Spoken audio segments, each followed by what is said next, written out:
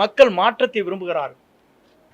ஒரு தூய்மையான ஆட்சி தமிழகத்திலே கொண்டு வர வேண்டும், ஒரு மாற்றங்கள் தேவை என்ற நோக்கத்தோடு தான் இந்த பயணங்களை அவர் மேற்கொண்டிருக்கிறார்கள். இந்த பயணம் என்பது உங்கள் தொலைக்காட்சி நண்பர்கள் மட்டுமல்ல, மக்கள் இன்றைக்கு முழு மனதோடு வரவேற்றிருக்கிறார்கள். வரவேற்பு மட்டுமல்ல, வெற்றியை சூடுவதற்கு காத்து கொண்டிருக்கிறார், நேரத்தை பார்த்து கொண்டுதான்.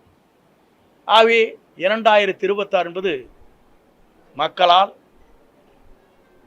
வரவேற்கப்படுகிற, மக்களால் ஏற்றுக்கொள்ளப்படுகிற, மக்களால் உருவாக்கப்படுகிற ஒரு புனித ஆட்சி தமிழகத்தில் உருவாகுவதற்கு நம்முடைய வெற்றி கழகத்துடைய தலைவர்